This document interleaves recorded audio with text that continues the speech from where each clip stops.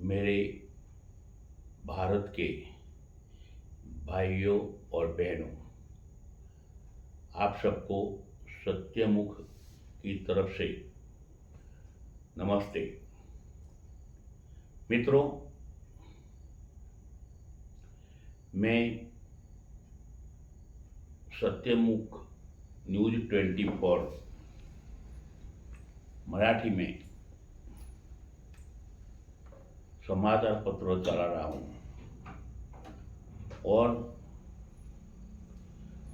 मराठी भाषा के अंदर मैं वीडियो भी बनाता रहता हूँ।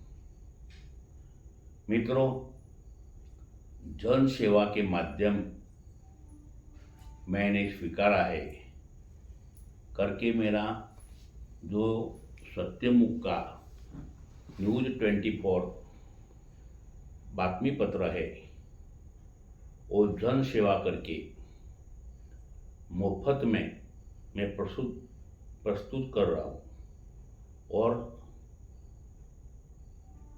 वही माध्यम से जितनी सेवा होगी वो मैं करता हूँ। मैंने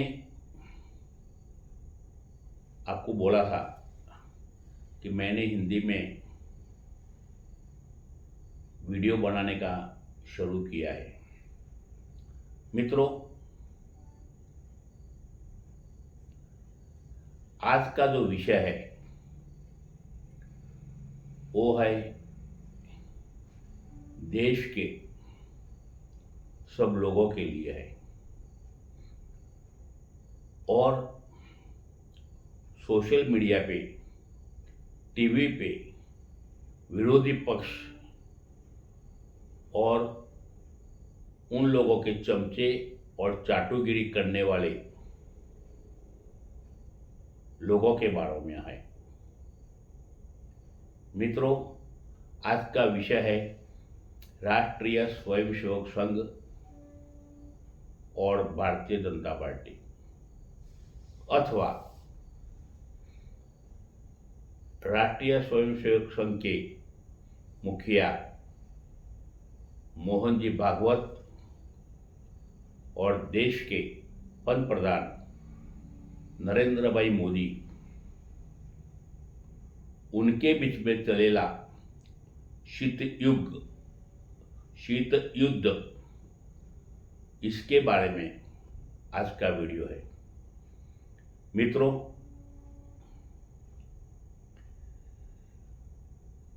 विरोधी पक्ष और उनके चमचे अपने काम के हिसाब से देशभक्तों को नीचा नहीं दिखा सकते। क्यों? कि उनका एक ही धोरण है कि नरेंद्र मोदी की जो लाइन है उसको कट करना और उसके ऊपर टीका टिप्पणी करना। मित्रों, वही कारण मोहन जी भागवत ने एक वाक्य बोला था कि 75 साल की उम्र के बाद इंसान को शाल ओढ़ के मार्गदर्शन करना चाहिए।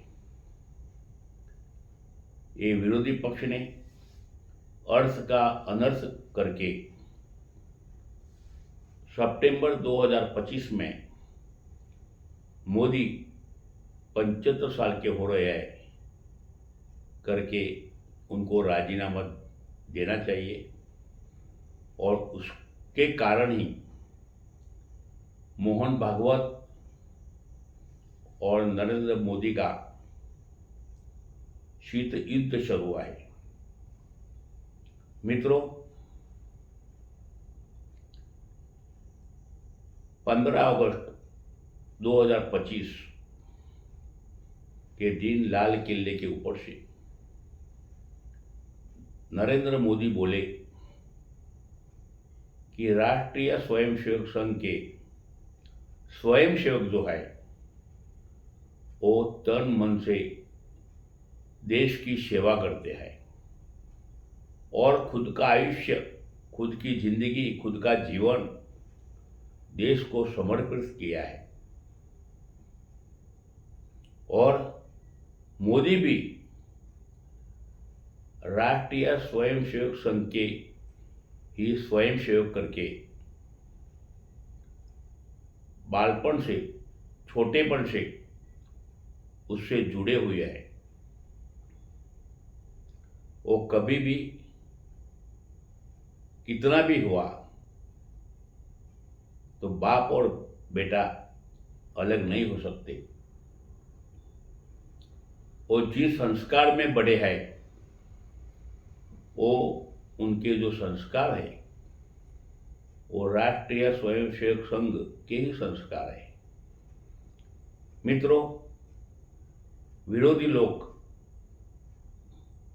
अपने काम से बड़े हो सकते नहीं करके विरोध कैसा करना,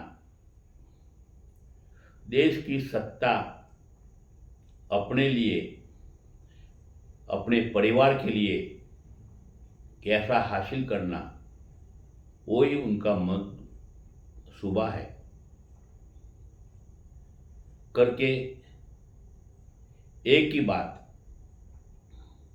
ही बात गलत बोलने का और वही बात, झूठी बात 1000 दफा झूठ बोल के लोगों के दिमाग में डालने का। पर भारत की जनता सुगण्य है, होशियार है और विचार करने वाली है। मित्रों, कुछ लोग ये आज विरोध कर रहे हैं, मोदी जी को विरोध कर रहे हैं, उसका कारण ये आज से ही नहीं है। ये देश के अंदर जो देश का जो भला चाहने वाले हैं, उनके विरुद्ध में हजारों साल का इतिहास देखा तो सबको मालूम पड़ेगा कि पहले से ही इस देश के अंदर देशद्रोही लोग हैं और वो लोग खाली सत्ता के लिए किसी से भी गद्दारी कर सकते हैं। ये देश श्री राम और श्री कृष्ण का है। ये भारत की जनता को पूरा मालूम है। भारत की जनता श्री राम और श्री कृष्ण का आदर्श स्वीकारी हुई है करके ये देश चलेला है। उनके आदर्श से ऊपर देश चलेला है। अपन पीछे गए तो आपको ध्यान में आएगा कि शुरुआत से जो लोगों ने विरोध किया, हजारों साल से जो विरोध हुआ, वो आज भी शुरू है। पर आज की परिस्थिति में जनता जनार्दन को पूरा मालूम है कि मोदी 13 साल तक गुजरात के मुख्यमंत्री रहे और यशस्वी मुख्यमंत्री रहे और आरएसएस और भारतीय जनता पार्टी ने नक्की किया 2014 साल में कि मोदी को ही देश का पंत प्रधान करके लोगों के सामने लाएंगे तो भारतीय जनता पार्टी की सरकार आएगी और भारतीय जनता पार्टी की सरकार आई तो ही देशभक्तों की सरकार और देश सेवा करने वाले लोगों की सरकार आएगी करके उन लोगों ने मोदी का नाम पंत प्रधान पद के लिए जाहिर किया। मोदी गए 11 साल से यशस्वी पंत प्रधान देश में हैं। 13 और 11 24 से 25 साल तक जो इंसान देश की सेवा कर रहा है, देश की सेवा के लिए खुद का परिवार त्याग दिया है और इतना बड़ा काम करके दिखाया कि जो 70 साल में कभी नहीं हुआ। मित्रों,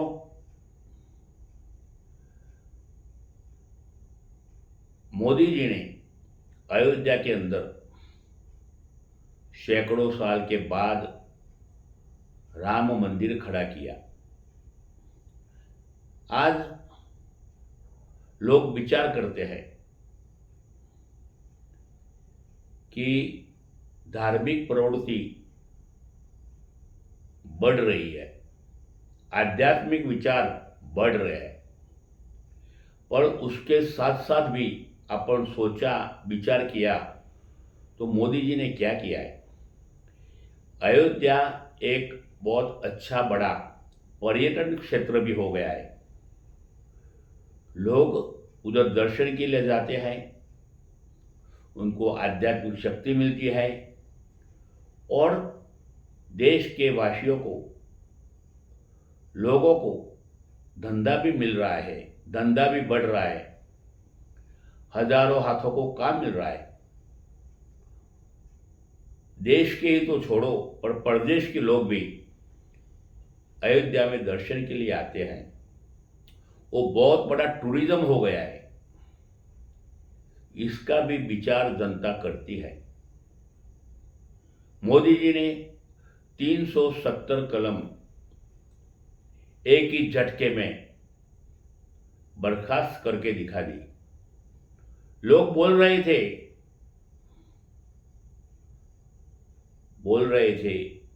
कि कश्मीर के अंदर 370 कलम लगी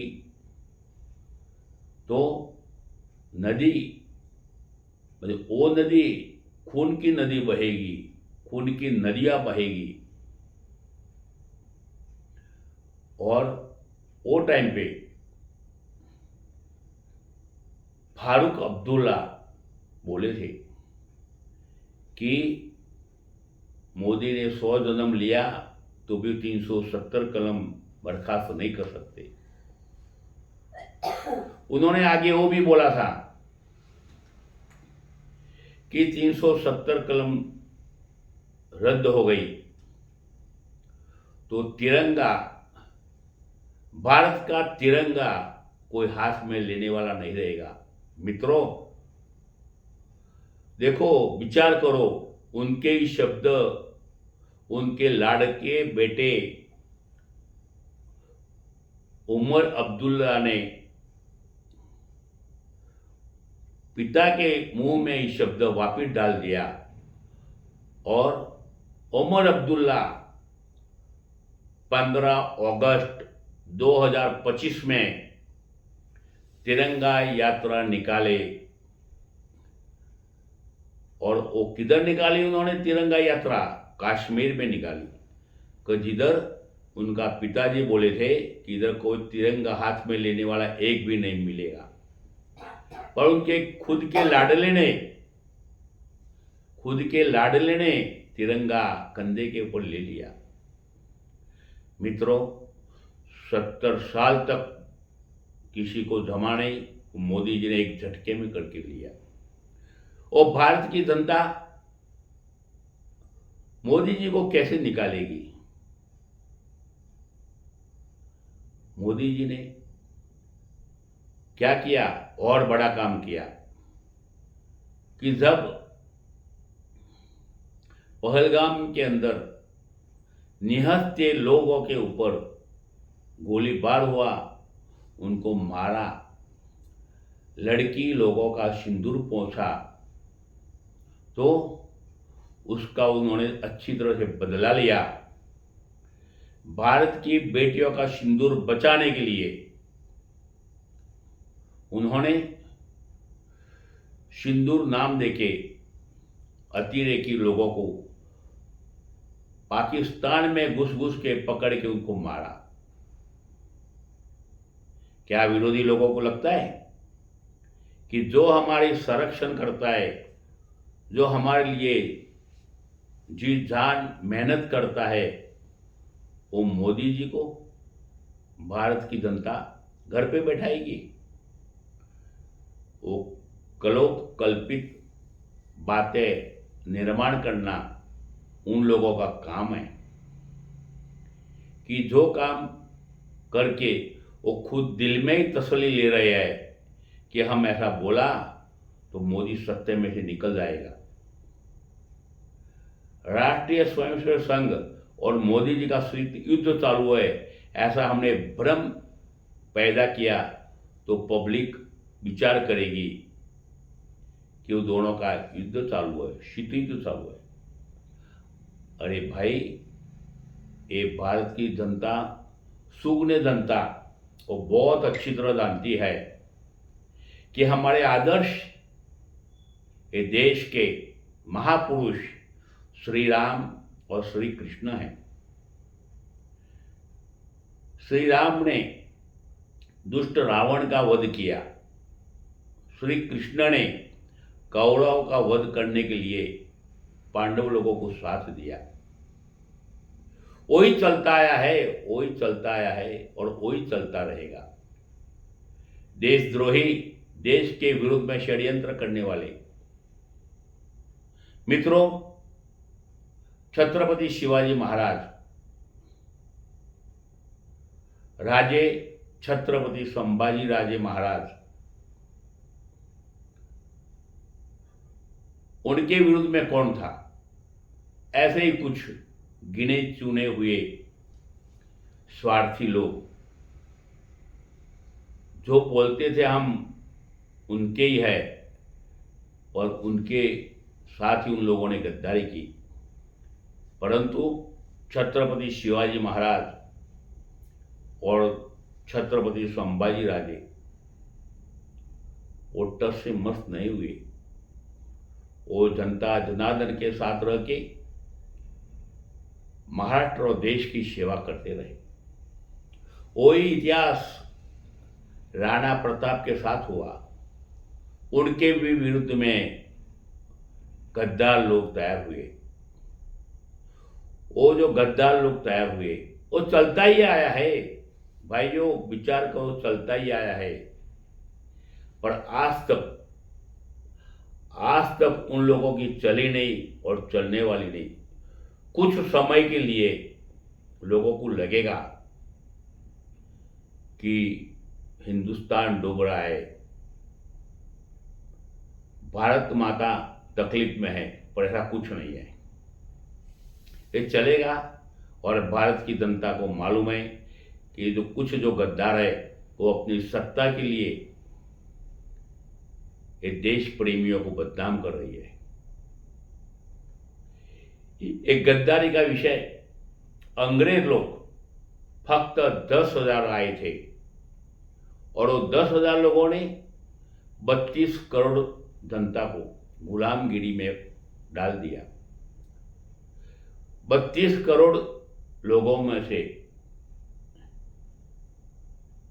कुछ लोगों ने गद्दारी की और अंग्रेजों की सेना के अंदर वो शामिल हुए। और जब कुछ देशभक्त लोगों ने आवाज उठाई, आंदोलन की, तो उनके ऊपर गोलीबार करने वाले गद्दार कुछ भारतवासी लोग थे। चलता आया है, चलता आया है, चलता ही रहेगा। पर भारत की जनता कभी भी नर्वस होती नहीं, नाराज होती नहीं, उत्साह रखती है, उत्साह रखती जाएगी। क्यों?